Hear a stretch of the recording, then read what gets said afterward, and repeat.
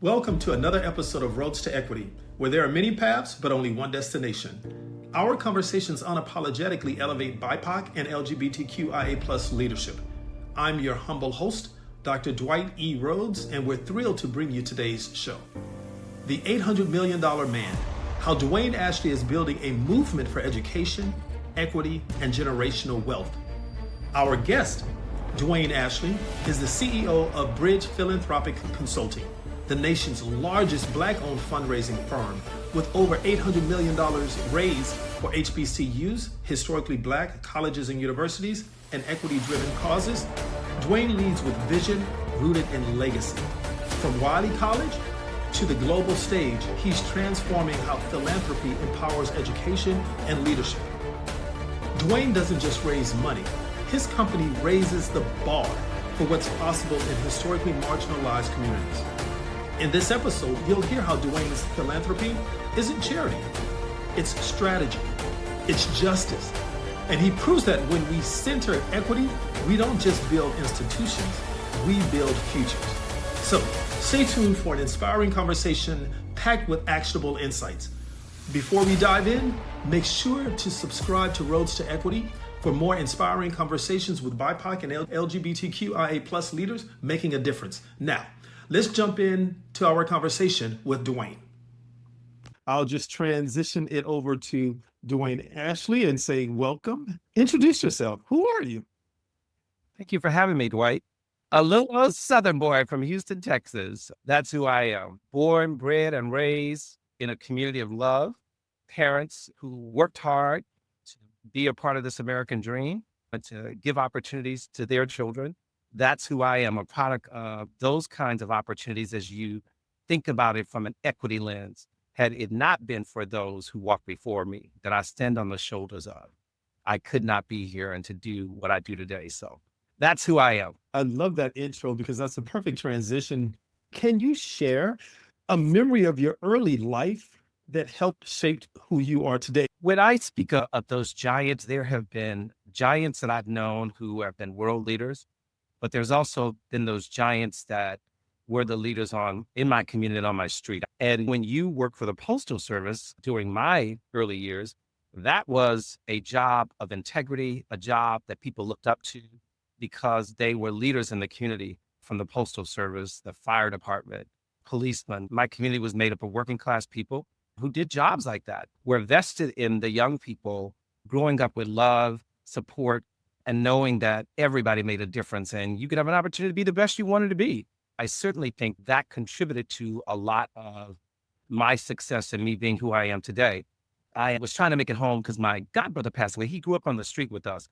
His mother would walk her children to the front of our driveway and pick up my brother and walk us the rest of the way to school. There were days my mother would go up the street, get them, and walk us all together. That was the kind of love and support you saw in the community. Yeah.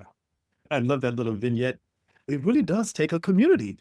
And that community was rooted in some degree of stability system or having a job within the postal network. And I can't help but to think about what's happening today at the federal level. It's so palpable right now. And so I'm wondering, from your point of view, with the uncertainty of that type of federal job security, the impact that it might have on communities of color or communities that have been historically marginalized.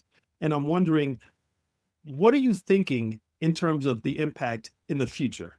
I just believe that the country, our democracy, and the people in this great country that we live in, we have overcome other obstacles before that we thought were daunting at the time, as we see right now, and we survived. We overcame the challenges of the 60s. We overcame the challenges of the 70s, the 80s, the 90s. And I remember when the country was really torn apart between the Bush-Gore election and the hanging Chad. And we were grossly divided in this country over that. A lot of people believe that the election had been stolen, but the country survived. And look at where we are today. There's a new series on Netflix about the O.J. Simpson trial. And for me, it was really looking at the division in the country. But we survived it, and the country was grossly divided at the time. And so I just believe that we will get through this. There will be some people that will be impacted, as with all policy changes. Some community gains and some community does not. And I think we will get through this and the country will be stronger for it, because whenever you have a situation that tests the democracy, it tests to see how strong it is. So I think at the end of these next 2 years, we're going to see just how strong this democracy is. Yeah, like you, my friend, I definitely have hope for the future that, like so many other times in our history, we've overcome them. I want to hear a little bit more about the work that you and your team are doing. What might be some impacts of future community support from your point of view? Thank you so much. I do want to add why I remember over the years as I have had to work with my employers and clients now that I own my own business, every year, whether it's at the city, the state level, the federal level, you have to go and fight for your resources or your budgetary allocation. And it was a process that started over every year when it came to budget cycle. Depending upon who might be in leadership, the other side always scared everybody and said, oh, they're going to cut your budget. They're going to cut this. Cut that. There was always scrambling every year for budget. And you have to go up there and advocate for what you want. It's those who do not have the capacity or the skill set to understand how to lobby, how to advocate for yourself and for your community is where we see the greatest impact. So I just wanted to say the cycle doesn't change. It's the same cycle as I hear. It's the same process. And I've seen it through multiple administrations, multiple parties. So I just want to give some folks some hope that it is a process that we go through every year. But I will say that BPC is very committed to equality and social justice is at the core of what we do. And that is helping communities who've not had access to resources, whether those be private resources from foundations, individuals, corporations, and certainly we look at the public sector also, because when we are embarking upon a fundraising campaign, whether it be for their annual support or capital support, they're looking to build an endowment, or maybe they want to build an exciting new building to house their services so that they can scale them. We work and we help our clients understand how to engage all verticals of resources.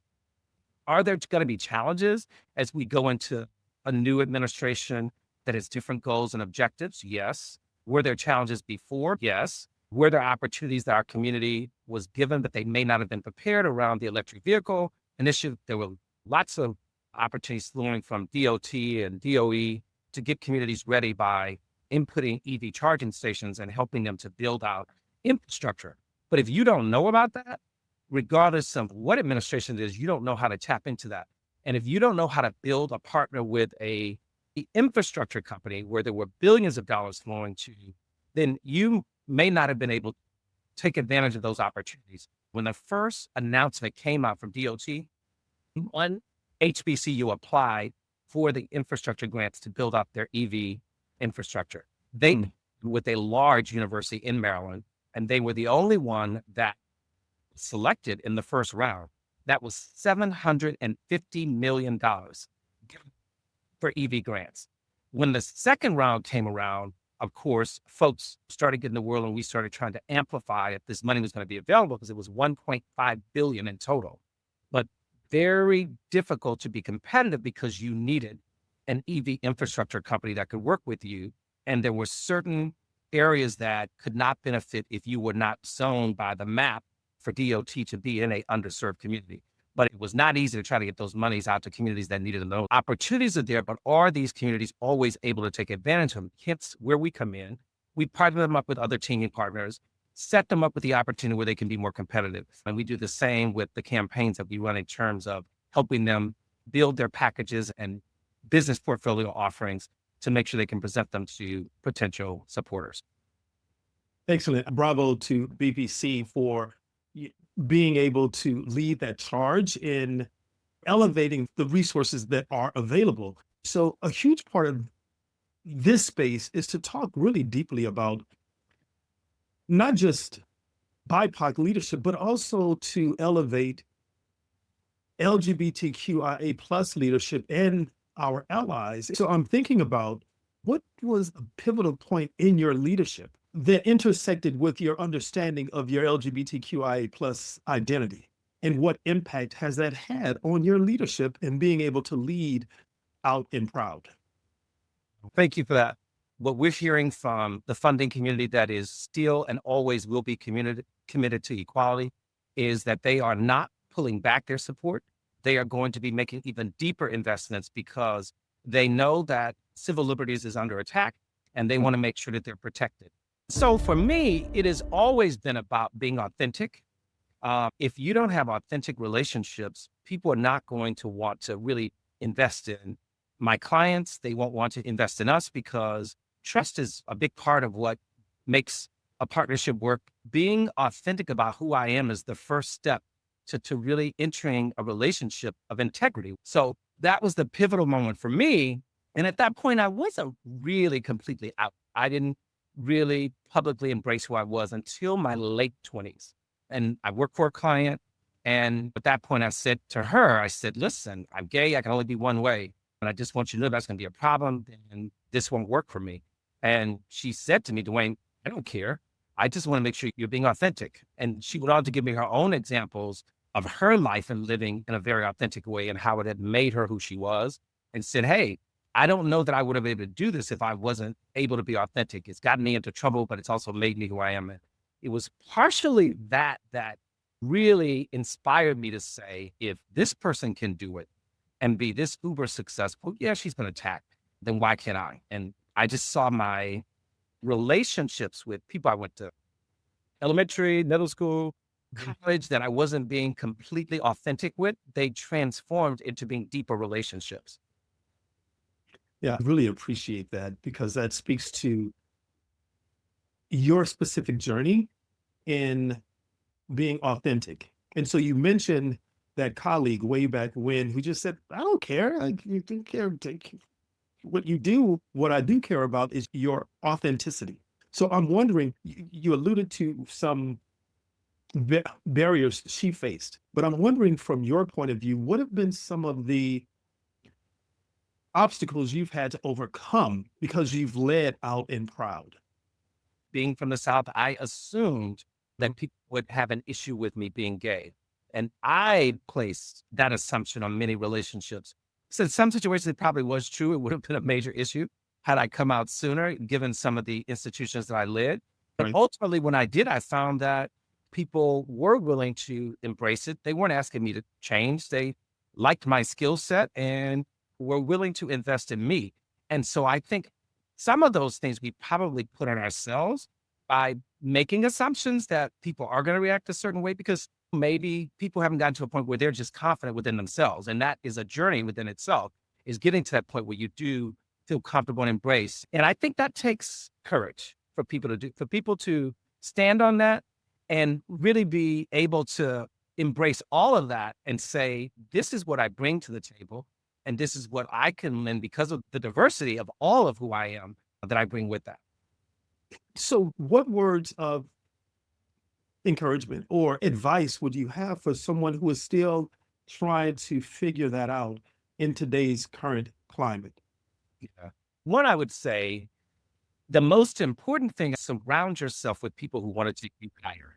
You need people who are going to be honest with you, who are going to love you, encourage you, but also call you out when you need to be called out and say, you're not working hard enough, or you may not be looking at this the right way, to keep you on track. And those are authentic relationships. Number two, I think you got to have whatever it is that fuels your strength, whether it's your faith, whether it is Buddhism, you need something that you can go to that refuels you and gives you what you need to navigate. There are going to be people that are always going to like you, but you've got to be able to navigate that and hold on with sometimes something that we all turn to, whether that is faith or whether that is embracing something that gives us strength. And so I think that's important. And I think the last thing, most important, I think you got to have grit. You got to be able to maneuver through the ebbs and flows, the ups and downs, because they will come. There are things in life that will throw you curveballs, and we all get them. And so you got to be able to do what Amy Duckworth talked about when she wrote the book. You got to have some grit. That is what will sustain you and get you through. And what do I mean by that? When I know young people hear grit, and they often look at it with sports and those kinds of things. It's that inner belief within yourself that a brighter day will come. Because we talked about this environment we're in today in the world and people may be feeling a little bit scared and a little bit concerned, that's when you got to look deep within yourself and also believe you can get through this. You're going to be fine on the other side. Is it going to be challenging? Yes. May there be some ups and downs as you go through this? Yes. But you got to also look at, I'm going to make it to the other side. And it's those people who demonstrate that kind of resilience and ability to pull themselves on through are the people who are able to navigate these things. And the thing I would say to this world for two things in life, I think. Well, one, to be happy, to maximize your happiness no matter what you do. And so whatever situation you're in, you got to look and say, how do I get back to happiness? How do I wake up and smile every day? How do I make sure that my soul is being fed every day so I can be the best person I can be? And that is number one, that we're brought here to do for ourselves. Number two, we're brought here to help other people. Because when you are happy and you are doing something that you love and you are remunerated for that, then we all reach that point where I've checked all the boxes off and I'm feeling, I guess, as Maslow referred to it, I've self-actualized because I've met my hierarchy of need. And so to me, that is when that other goal comes in. We call it philanthropy, we call it service, we call it volunteerism, we call pulling our next generations forward. You've got to give back. It's a natural part of the evolution of life, that those are two things that we have to do, because that is the way you prepare the next generation forward. As you asked earlier, Dr. Rhodes, what are we doing for the next generation? What does this mean? Well, we got to pull them forward, and that means you're fulfilling part of your two main purposes in life. I didn't know that this was going to turn into church and you were going to start preaching, but I am absolutely loving that, particularly when you said just really feeding the soul, right? And giving to others. But you mentioned Maslow's, which is equivalent to being on the far right end of Bob Keegan's adult development, and then Maslow's at the top, where you have this self-actualization. If you're not being criticized, you're not doing the right work. The idea that we have to really have that grit to push through, because regardless of who you are, whatever your background, you are going to have ebbs and flows in your life. The question is, when you're knocked down, do you get back up, dust yourself off, and keep moving forward? And that's when that grit comes in. And so I think that's really great advice for people who might be struggling today and feel the extra weight of everything. The reality is we are in this state where identity markers are being attacked left and right, and it's almost become the norm to intentionally push back against diversity, equity, and inclusion. I'm really interested to have you speak to our audience about your perspective on diversity, equity, and inclusion, and how then do we get into good trouble with diversity, equity, and inclusion without alienating ourselves? I don't think the work is going to change. We've been doing this work for a long time. And there was a panelist that the Wall Street Journal convened of DEI experts from all around the country. And these are people that are the foremost experts. And they said there's a time to reframe the discussion. So I think there is a reframing that will be done in terms of making sure it's not just a black-white thing, because it's not.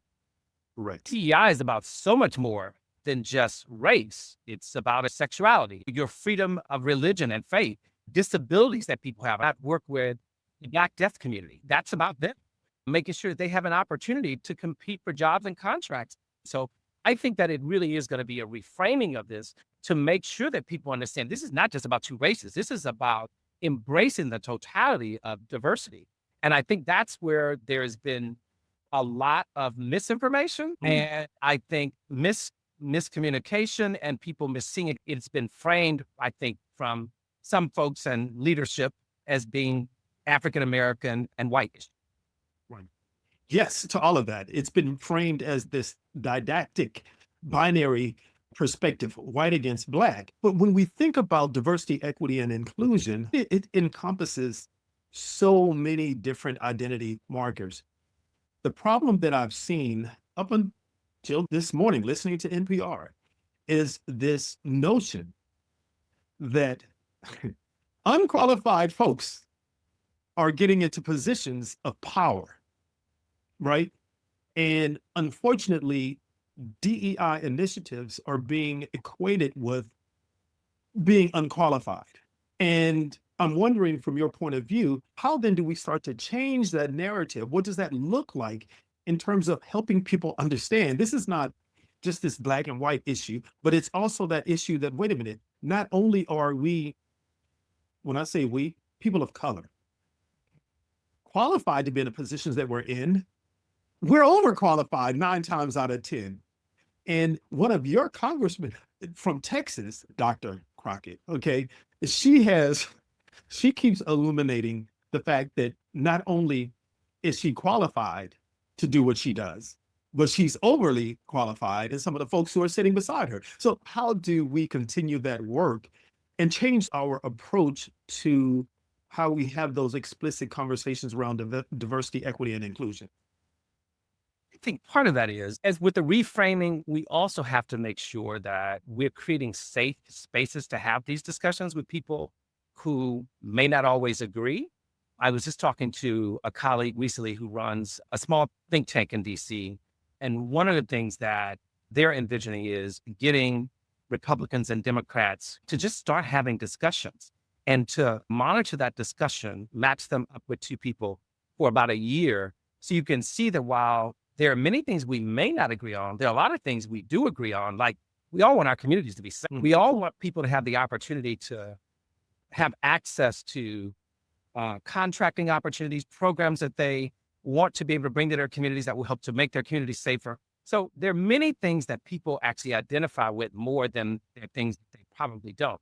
And so we've got to create safe spaces to have disagreement with folks on both sides of the aisle, because that's the only way we're going to get something done, is if we start to have conversation, look at how do we solve these problems together between all parties, the independents, the Republicans, the Democrats, and any other party that wants to be at the table to have their voice heard.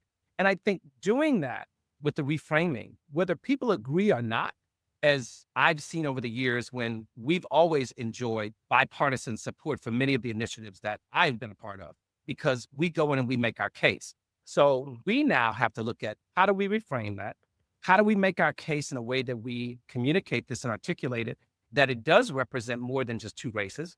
But what does it mean from an economic standpoint? Because when you start talking economics, you start talking about impacting political districts where, if people don't understand, changes will be made by who we elect and take to represent us.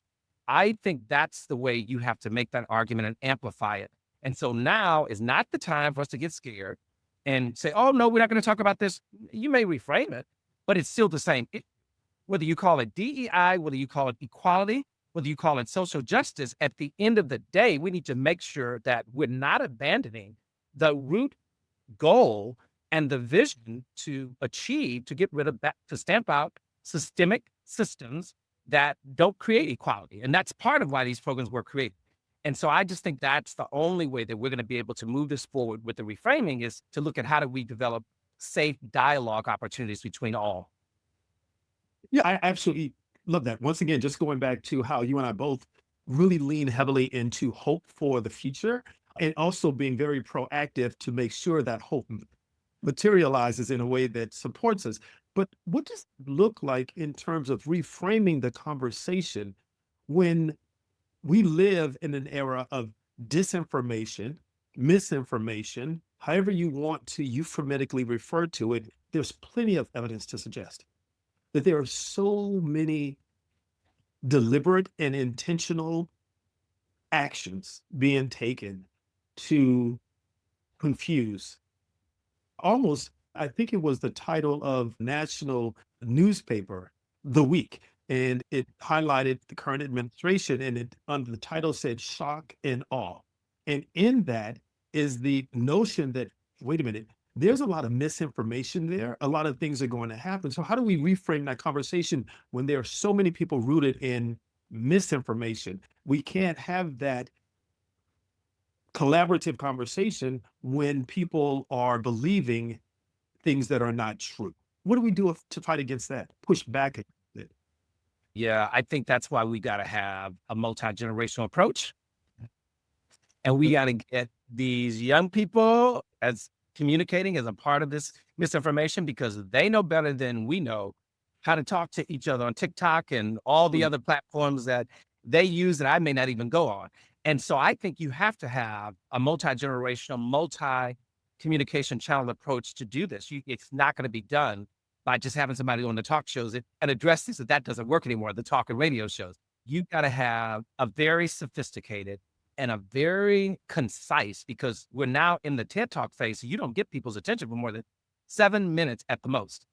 So you got to be quick, concise, and you got to make it fun, and you got to make it applicable to all platforms. Yeah, you're absolutely right with the time frame, 7 minutes. And if I'm not mistaken, when it comes to grabbing someone's attention, you have about 30 seconds from a marketing perspective. I know some folks out there say, no, that's not right, Dwight, but I think it's something like that. The point is, you have a very limited amount of time to get folks hooked. And I think that's what we're seeing. People are getting hooked on misinformation because it's salacious, it's provocative. So how do we get people engaged in salacious, provocative conversations that are actually rooted in fact? Yeah. But that's why you got, like I said, you got to engage, all The generation. the young people don't want to hear from me. They want to hear from somebody that relates to them. I was just looking at, as I went out to see what happened on the Grammys last night, I literally went to all the media platforms. I didn't go and turn on. I literally went to my social media and I saw everything I needed to see and got it within less than a minute. There you go. Yeah. Well, and the flip side to that is people are doing the exact same thing and looking at these social media platforms, which have done so much good for people, right? But then there's the other side to that as well. But then they actually use it as a major news source. So you obviously have the analytical skills to go to these sources and disaggregate, right? And say, this is obviously not rooted in any sort of truth. This is what's happening. But unfortunately, there's evidence to suggest that we are living in a time where misinformation is being absorbed and then taken as truth much more than we would like to see happen. And the fact is, it is having a negative impact on us. But then, once again, there are ways that we can push back against that. And you've illustrated some of them. I love the idea of multi-generational because I have a conversation with my godson who is turning 20 in a couple of months. And it's as if he speaks a totally different language, but I think that's not unlike every generation thinking. So what advice would you give to a Gen Z in terms of elevating their leadership and leading authentically? Yeah, lean in. I go back to Sheryl Sandberg when she said lean in, and I think that's what we got. That's what my advice.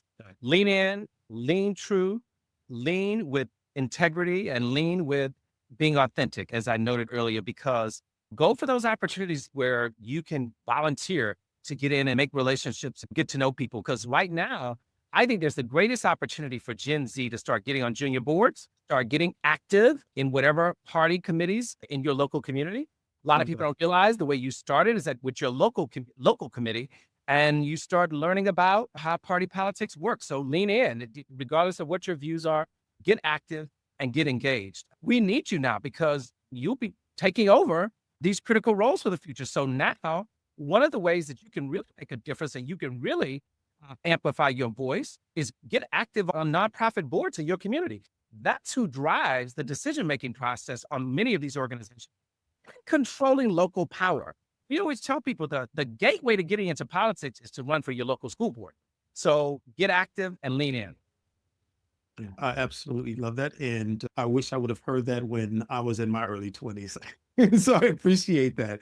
I'm thinking about another quote from our fraternity brother, John Lewis. And he says, ours is not the struggle of one day, 1 week, or 1 year. Ours is not the struggle of one judicial appointment or presidential term. Ours is the struggle of a lifetime, or maybe even many lifetimes. And each one of us in every generation must do our part. And I think that speaks to what you just mentioned. And once again, that is by the person who got into a lot of good trouble to move the nation forward. Although we feel like there are times when all of his work and his colleagues' works are not necessarily appreciated like they should in today's age. So what other advice would you have other than leaning in, other than getting involved in the politics, what could someone do who is more introverted from your point of view, who may not want to take that huge leap into the public space, but want to do something pivotal to support their community? Great question. I work with a lot of organizations and also the public sector in helping to answer just this question because cities are always looking for people to serve on commissions, Mhm. citizens to serve in different advisory roles. Regardless of whether you're introverted or extroverted, everybody has assets and skills that organizations need and communities need from our leaders. And when you look at, you just think about one organization and its board.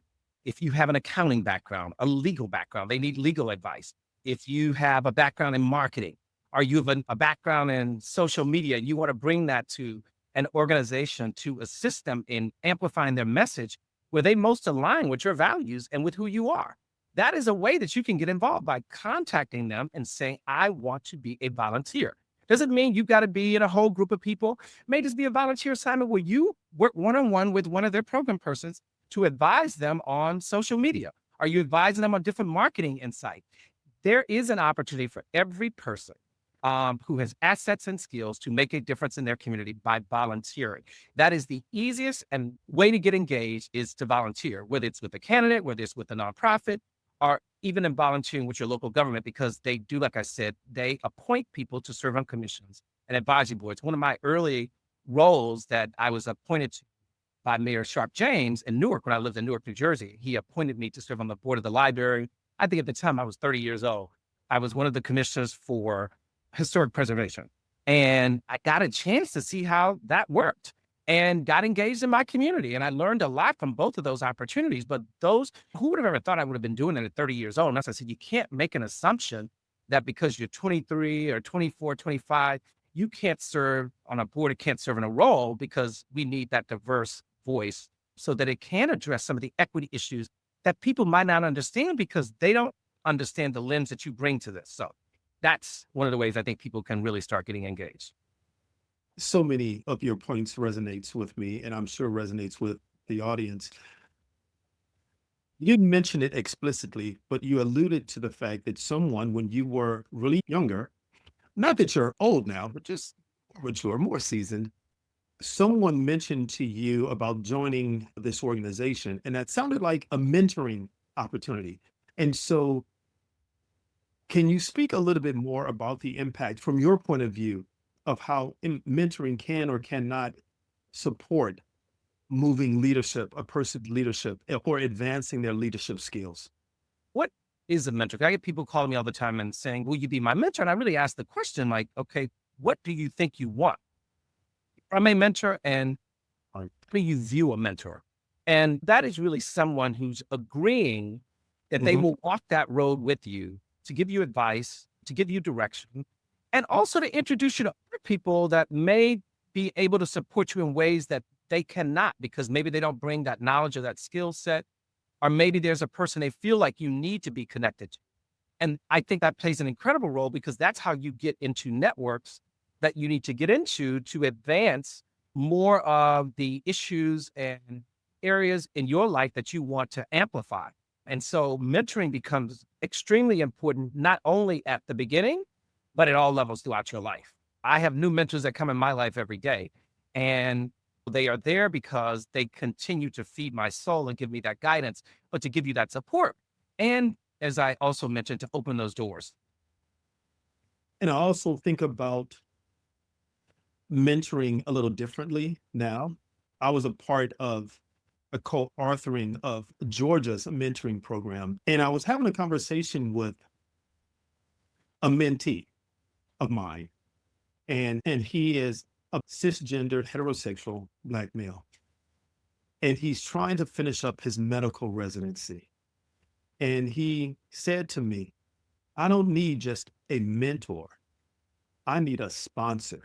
And I've never heard that before. And I don't know if you're familiar with that, but when your answer, you actually differentiated between a mentor and a sponsor. A mentor is someone that is there you can rely on, can give you advice, but a sponsor, and we're not talking financial, we're talking someone who will get you into a room, get you at the table, open the doors for you. And I'm wondering from Yes. your point of view, how did you get to that realization, that epiphany that it's a difference between a mentor and a sponsor? Mentors, I think, pop in Mm. and pop out with different parts of your life. But a sponsor is someone I always think about. Val Carlotti was a former Goldman Sachs banker, personally mentored and sponsored Misty Copeland.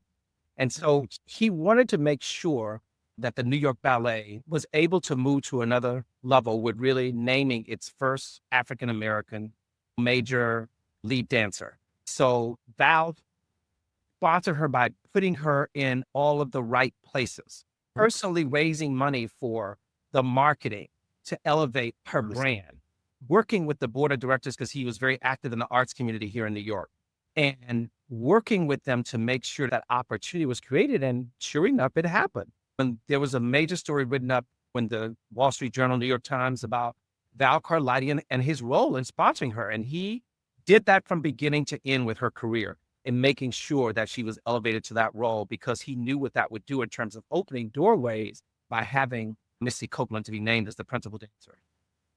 A concrete example of what that looks like. So I'd like to posit my last question. What type of world do you dream of? And what would it take for our society to unlock that dream of what you think? When I think about a world that is completely accepting of our community, I can't think of that without thinking of our community also in being a Black LGBTQIA man, because I tell people I know two things in life that I've known from the day I was born, and that is how to walk in this world as a Black man. Mhm. When I didn't even know it, it was still there, but walking in this world as a gay man. And when I think of that world, a vision is something that is overarching, that it's out there for us to work every day towards. I think that we all can be in a room and we're not judged for who we are, how we look, how we show up as our authentic self, and we can engage in dialogue and be committed to moving the same goals forward together without anyone seeing any differences. I don't think we're anywhere near that yet.